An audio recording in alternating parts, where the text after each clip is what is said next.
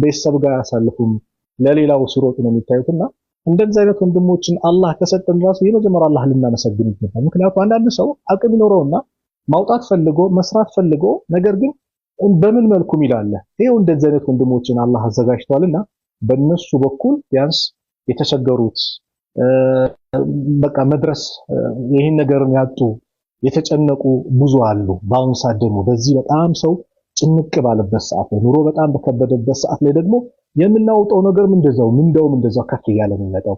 ሰው ጭንቅ ብሎ ጭንቀቱን ስታስወግድለት ያንተን ጭንቀት ነው አላህ ያስወግደው። ስለዚህ ወንድሜ እህቶቼ በእንደዚህ አይነት ነገር አላህ ሐቅን የሰጣችሁ ይሄ የኢድም ሆነ ሌላም ቀጣይ ሁሌ ባለ ስራ ላይ በመልካም ነገር ላይ በቃ መሮጥ መተባበር ነው። ይሄ ያለንበት ወቅት ሞቱል ፉጃ ድንገተኛ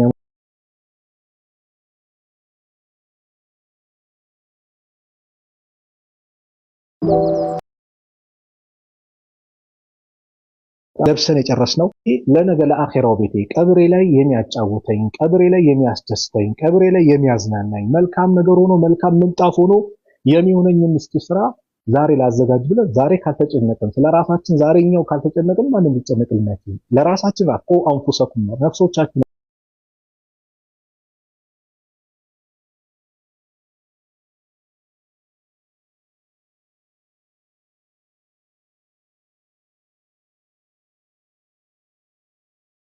አንድ ይውላችሁ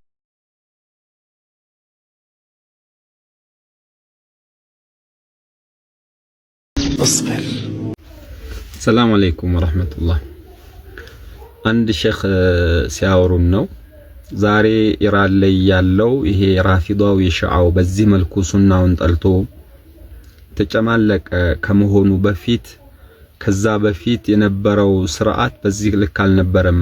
ሻፊዒያና ሐነፊያ በሚል ከፍተኛ ቡድን اصبر اجرك على الله أعوذ بالله من الشيطان